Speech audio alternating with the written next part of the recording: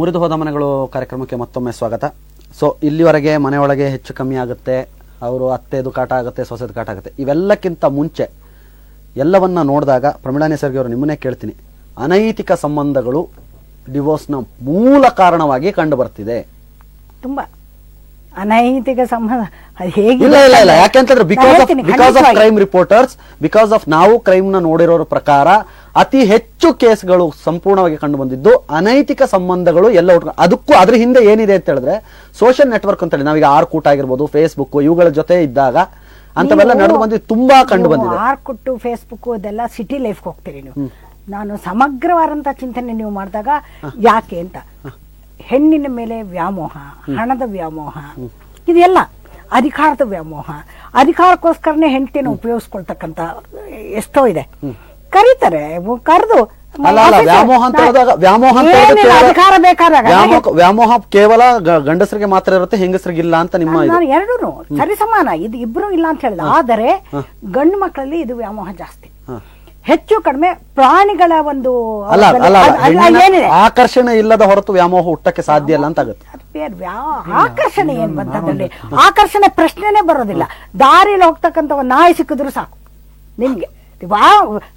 ಅದ್ ಹೇಗಿದೆ ಅಂತಂದ್ರೆ ಇಷ್ಟು ಕೀಳಾಗಿ ನಡ್ಕೊಳ್ತಾರೆ. ನಾನು ಹೇಳ್ತೀನಿ, ನನ್ನ ಹತ್ರ ಬಂದಿದ್ದಕ್ಕೆ ಅವನು ಮನೆಗೆ ಬರ್ತಾ ಇದ್ರಂಗೆ ಗಂಡು ಮಕ್ಕಳು ಅಲ್ಲೇ ಇರ್ತಾವೆ, ಸಣ್ಣ ಮಕ್ಕಳು 3 ವರ್ಷ 4 ವರ್ಷ, ಅಲ್ಲೇ ಅವ್ರ ಎದುರಿಗೇನೆ ಎಳದ್ ಎತ್ತಕೊಂಡು ಹೆಂಡತಿಯನ್ನು ಅವಳನ್ನ ಹಾಕೊಂಡು ದೇ ವಿಲ್ ಹ್ಯಾವ್ ಸೆಕ್ಸ್. ನಾ ಬಂದ ಅವ್ನು ಕೇಳ್ದೆ, ಏನಪ್ಪ ಇಷ್ಟು ಮೃಗುತ್ತಾರ, ಏನ್ ಮೇಡಮ್ ನನ್ನ ಹೆಂಡತಿಗೆ ನಾನು ಮಾಡಿದೆ, ಬೇರೆಯವ್ರಿಗೆಲ್ಲ. ಹೌದಪ್ಪ, ಅದಕ್ಕೊಂದು ಸಮಯ ಗಿಮ್ಯ ಬೇಡವಾ ನಿಂಗೆ, ಟೈಮ್ ಬೇಡವಾ ನಿಂಗೆ, ಮಕ್ಕಳಿದ್ದಾರೆ, ಸರ್ವೆಂಟ್ಸ್ ಇದ್ದಾರೆ, ಅವ್ರ ಎದುರಿಗೆ ನನ್ನ ಹೆಂಡತಿ ನಾನೇನ್ ಬೇಕಾದ್ರೂ ಮಾಡ್ತೀನಿ. ನಾನು ಹೇಳ್ತಿದ್ದೀನಿ ನಿಮ್ಗೆ, ಇದು ಒಂಥರ ಪ್ರಾಣಿಗಳ ತರ ಅವ್ರಿಗೆ ಆ ಒಂದು ಇದೆಲ್ಲ ಅದು. ಆಮೇಲೆ ಸಿಕ್ಕೋರ್ ಜೊತೆ ಒಳಗೆ ಹೋಗೋದು, ಆಫೀಸ್ಗೆ ಹೋಗೋದು, ಫೋನ್ ಎಲ್ಲಿ ಯಾರ ಜೊತೆ ಅವ್ರ ಜೊತೆ ಹೇಳಿ, ಮನೆಯಲ್ಲಿ ಸರ್ವೆಂಟ್ಸ್ ಇದ್ರೆ ಅವ್ರ ಜೊತೆ ಇದು ತುಂಬಾ ಜನ ಮಾಡ್ತಕ್ಕಂಥ ಕೆಲಸಗಳು. ಅವಳು ನೊಂದು ಬೆಂದು ಎಷ್ಟು ಪ್ರಯತ್ನ ಪಡ್ತಾಳೆ, ಕರೆಕ್ಟ್ ಮಾಡೋದಕ್ಕೆ ಸಾಧ್ಯನೇ ಇಲ್ಲ. ನಾಯಿ ಬಾಲ ಡೊಂಕಿದ್ದಂಗೆ, ಅದನ್ನ ನೀವು ದೆಬ್ಬೆ ಹಾಕಿ ಕಟ್ಟಿದ್ರು ಆಗಲ್ಲ, ಏನು ಮಾಡಿದ್ರು ಸರಿ ಹೋಗಲ್ಲ. ಇದು ಇರ್ತಕ್ಕಂಥ ವ್ಯವಹಾರ, ಇದು ಒಂದು ಕಾರಣ. ಹಣ ಕೆಲಸ ಮಾಡ್ತಿದ್ದಂಗೆ ಬೇರೆ. ನಾನು ಕೇಳ್ತಿರೋದಕ್ಕೆ ಕೇವಲ ಅನೈತಿಕ ಸಂಬಂಧಗಳನ್ನ ಇಟ್ಕೊಂಡು. ಪ್ರಕಾಶ್ ಅವರ, ನಿಮ್ಮನ್ನ ಕೇಳೋದಾದ್ರೆ ಅನೈತಿಕ ಸಂಬಂಧಗಳು ಸಂಸಾರವನ್ನು ಒಡೆಯೋದ್ರಲ್ಲಿ ಎಷ್ಟು ಪ್ರಮುಖ ಪಾತ್ರವನ್ನು ವಹಿಸ್ತವೆ? ಅದು ಅವರ ಮೆಂಟಾಲಿಟಿ ಮೇಲೆ ಡಿಪೆಂಡ್ ಆಗುತ್ತೆ ಸರ್. ಇಲ್ಲ ಇವರು ಪ್ರಮೀಳಾ ನೇಸರ್ಗಿ ಅವರು ಹೇಳ್ತಾ ಇದ್ದಾರೆ, ಗಂಡಸಾದವನಿಗೆ ಆತನಿಗೆ ಒಂದು ವ್ಯವಧಾನನೂ ಇರಲ್ಲ, ಒಂದು ಸಮಯಗಳೂ ಇರಲ್ಲ, ಆತ ತುಂಬಾ ಮೃಗದ ರೀತಿ ವರ್ತಿಸ್ತಾನೆ, ಸೊ ಹಾಗಾಗಿ ಇವೆಲ್ಲ ನಡೆದು ಹೋಗುತ್ತೆ ಅಂತೇಳಿ. ನೀವು ನೋಡಿದಾಗ ಹೇಗೆ? ಯಾಕೆಂದ್ರೆ ನೀವು ಅದಕ್ಕೆ ಕೂಡ ತುಂಬಾ ನೋಡಿದಿರಾ, ಅದ್ರ ಬಗ್ಗೆ ತುಂಬಾ ಚರ್ಚೆಗಳನ್ನು ಮಾಡಿದಿರಾ. ಹಾಗೆ ನಿಮ್ಗೆ ಏನ್ ಅನ್ಸುತ್ತೆ, ಅದನ್ನು ಆ ಪಾಯಿಂಟ್ಸ್ ಒಪ್ಕೊಳಕ್ ಅನ್ಸುತ್ತಾ? ನನ್ನ ಅನುಭವದಲ್ಲಿ ಅದು 50-50 ಎರಡು ಕಡೆಯಿಂದನೂ ಇರುತ್ತೆ. ಯಾವಾಗ್ಲೂ ಯಾವತ್ತು ಯಾರನ್ನ ಒಂದು ರೀತಿಯಲ್ಲಿ ದೂರಕ್ಕಾಗೋದಿಲ್ಲ. ಎರಡು ಕಡೆ ಪ್ರಾಬ್ಲಮ್, ಎಲ್ಲೋ ಒಂದ್ ಕಡೆ ಮಿಸ್ಅಂಡರ್ಸ್ಟ್ಯಾಂಡಿಂಗ್ ಬಂದಾಗ, ಒಂದು ಬೇಡದನೇ ಇರುವಂತ ವಿಚಾರಗಳು ಅಲ್ಲಿ ಬೆಳಕಿಗೆ ಬಂದಾಗ ಈ ರೀತಿ ಆಗುವಂತ ಸಂಭವಗಳು ಜಾಸ್ತಿ ಇರುತ್ತೆ. ಯಾಕಂದ್ರೆ ನೀವು IBM ಉದ್ಯೋಗಿ, ಸೊ IT-BT ಸೆಂಟರ್ಗಳಲ್ಲಿ ಅಲ್ಲಿಂದಲೇ ವಿಚ್ಛೇದನ ಜಾಸ್ತಿ ಕೇಳಿ ಬಂದಿರೋದು. ಅಲ್ಲಿ ಕೆಲವು ಈ ತರದ ವಿಚಾರಗಳು ಹೆಚ್ಚಾಗಿ ಕಂಡು ಬಂದಿದೆ. ಯಾಕಂದ್ರೆ ಇತ್ತೀಚಿನ ಪೊಲೀಸ್ ರಿಪೋರ್ಟ್ಗಳು, ಕ್ರೈಮ್ ಬುಕ್ಗಳನ್ನ ತೆಗೆದು ನೋಡಿದಾಗ ಅತಿ ಹೆಚ್ಚು ಆಗಿರೋದು ಎಲ್ಲವೂ ಕೂಡ ಆಕೆ ಯಾರೋ ಒಂದು ಹುಡುಗನಿಗೆ ಮೆಸೇಜ್ ಮಾಡ್ತಾನೆ, ಮತ್ತೊಬ್ಬನ ಜೊತೆ ಇರುವಂತಹ ಚಿತ್ರಗಳು ಅವಳ ಮೊಬೈಲ್ ಇರುತ್ತೆ, ಬೇರೆ ಹುಡುಗನ ಮೊಬೈಲ್ ಚಿತ್ರಗಳು ಅದರಲ್ಲಿ ಇರ್ತದೆ, ಆಕೆ ಮಾಡಿರುವಂತದ್ದಾಗಲಿ ಅಥವಾ ಅವನು ಇನ್ನೊಬ್ರ ಜೊತೆ ಮದುವೆಯಾಗಿ ಇನ್ನೊಂದು ಹುಡುಗಿ ಜೊತೆ ಸಂಬಂಧ ಇಟ್ಕೊಂಡಿರೋದು, ಇಬ್ರು ಕಡೆನೂ ಆಗಿರುವಂತದ್ದು. ಮೇಡಮ್ ಅವ್ರು ಹೇಳಿದ್ರು, ನಾನು ಆಕ್ಚುಲಿ ಅರ್ಧ ಹೇಳ್ಬೇಕು ಅಂತಿದ್ದೆ, ಆ ಅರ್ಧ ವಿಚಾರನ ಮೇಡಮ್ ಅವ್ರು ಹೇಳಿದ್ರು. ಬರೀ ಹೆಣ್ಣಿಗೆ ತಂದೆ ತಾಯಿಗಳು ಮಾತ್ರ ಹೇಳ್ಕೊಡೋದಲ್ಲ, ಮನೆಗೆ ಬಂದಾಗ ಗಂಡನೂ ಹೇಳ್ಕೊಡ್ಬೇಕು, ಅತ್ತೆ ಮಾವದಿರು ಹೇಳ್ಕೊಡ್ಬೇಕು ಅಂತ. ಖಂಡಿತ ಅದು ನಾನು ಹೇಳ್ಬೇಕಂತಿದ್ದೆ, ಅದನ್ನ ಅವ್ರು ಹೇಳಿದ್ರು.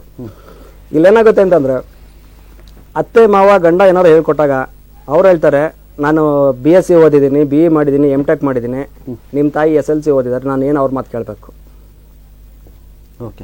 ಈ ರೀತಿ ಬರುತ್ತೆ. ಅದೇ ಹುಡುಗಿಯ ತಾಯಿ 8ನೇ ಕ್ಲಾಸ್ ಇದ್ರು ಅವ್ರ ಮಾತು ಅಲ್ಲಿ ಕೇಳ್ತಾರೆ. ಇಲ್ಲಿ ಒಳ್ಳೆ ವಿಚಾರ ಇರೋದನ್ನ ಇವ್ರು ಕೇಳಲ್ಲ.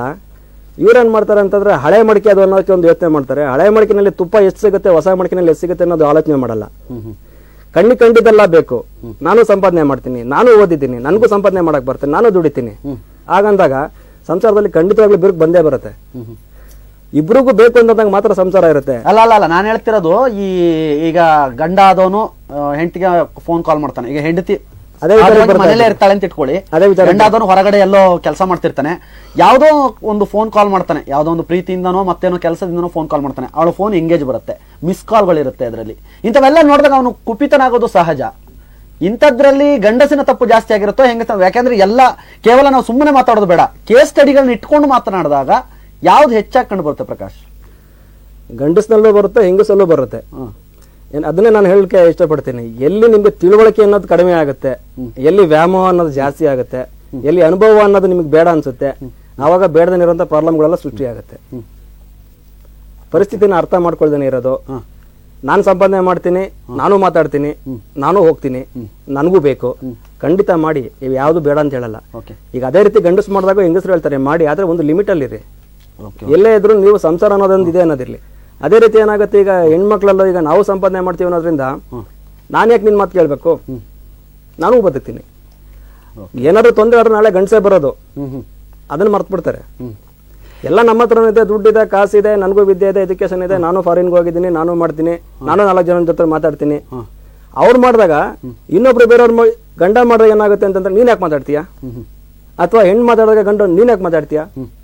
ಈ ಮೆಚುರಿಟಿ ಎಲ್ಲ ಒಂದ್ ಕಡಿಮೆ ಆಗಿದೆ, ಬದುಕನ್ನ ಅರ್ಥ ಮಾಡ್ಕೊಳ್ತಾ ಇಲ್ಲ. ಅವ್ರವ್ರ ಲೆವೆಲ್ಗೆ ಅವ್ರು ಯೋಚನೆ ಮಾಡ್ಕೊಂಡು. ಪ್ರಕಾಶ್ ಅವರ, ನಾನು ಇಲ್ಲೊಂದು ಮಾತನ್ನ ಹೇಳ್ತೀನಿ. ಯಾವ್ದು ಅಂತ ಹೇಳಿದ್ರೆ, ಈ ಪಂಜಾಬ್ ಅಲ್ಲಿ ಒಂದು ಕೇಸ್ ಆಯ್ತು. ಪಂಜಾಬ್ನಲ್ಲಿ ಒಂದು ಕೇಸ್ನಲ್ಲಿ ಒಂದು ವರ್ಡಿಕ್ಟ್ ಹೊರಬೀಳುತ್ತೆ. ಮದುವೆಯಾಗಿ ಬಂದಂತಹ ಹುಡುಗಿ ಅತ್ತೆ ಮನೆಯಲ್ಲಿದ್ದಾಗ, ಅಂದ್ರೆ ತನ್ನ ಗಂಡನ ಮನೆಯಲ್ಲಿದ್ದಾಗ, ಅತ್ತೆ ಮಾವಂದ್ರ ಜೊತೆ ಇದ್ದಾಗ, ಆ ಮನೆಯಲ್ಲಿದ್ದಾಗ ಒಂದು 2 ವರ್ಷಗಳ ಕಾಲವಾದ್ರೂ ಆಕೆ ಮೊಬೈಲ್ ಅನ್ನ ಜಾಸ್ತಿಯಾಗಿ ಯೂಸ್ ಮಾಡೋದಿರೋದೇ ಒಳ್ಳೆಯದು. ಯಾಕೆಂದ್ರೆ ಅತಿ ಹೆಚ್ಚು ಕೇಸ್ಗಳಾಗಿರೋದು ಕೇವಲ ಮೊಬೈಲ್ ನಲ್ಲಿ ಮಾತನಾಡೋದು. ಅವಳು 24 ಗಂಟೆ ಮೊಬೈಲ್ ನಲ್ಲಿ ಮಾತನಾಡೋದು, ಮೆಸೇಜ್ಗಳು ಹೋಗೋದು, ಎಂಗೇಜ್ ಬರೋದು, ಇವುಗಳಿಂದನೇ ಪ್ರಾಬ್ಲಮ್ ಆಗ್ತಿದೆ ಅಂತ ಹೇಳೋದನ್ನ ಹೊರಡಿಸಿದೆ. ಅದು ಇತ್ತೀಚೆಗೆ ಕೂಡ ಎಲ್ಲರೂ ಕೂಡ ಅದನ್ನ ಓದಿದ್ದಾರೆ. ಹಾಗೆ ನೋಡಿದಾಗ ಏನನ್ಸುತ್ತೆ ಪ್ರಕಾಶ್? ಸರ್, ಕೆಲವೊಂದು ನಿರ್ಧಾರಗಳನ್ನ ಒಂದು ಯೂನಿಲ್ಯಾಟ್ರಲ್ ಆಗಿ ತಗೊಳಕ್ಕಾಗಲ್ಲ. ಈಗ ನನಗೆ ಸರಿ ಅನ್ಸಿದ್ದನ್ನ ನಾನು ಹೇಳಲಿಕ್ಕಾಗಲ್ಲ. ಮೊಬೈಲ್ ಇಲ್ದೇನೆ ಇರೋ ಮುಂಚೆನೂ ವಿಚ್ಛೇದನಗಳಾಗ್ತಾ ಇಲ್ಲ. ಮೊಬೈಲ್ ಇಲ್ಲದಾಗ ಆದಂತ ವಿಚ್ಛೇದನಗಳು ಬೇರೆ, ಮೊಬೈಲ್ ಬಂದ ಮೇಲೆ ಆದ ವಿಚ್ಛೇದನಗಳು ತುಂಬಾ ವಿಪರೀತಕ್ಕೆ ಹೋಗ್ಬಿಟ್ಟಿದೆ. ಯಾಕಂದ್ರೆ ಹೆಚ್ಚು ಕಮ್ಮಿ ಎಲ್ಲದರಲ್ಲೂ ಕೂಡ ಮೊಬೈಲ್ ನ ಪಾರ್ಟ್ ತುಂಬಾ ಕೇಳ್ಬರ್ತಾವ.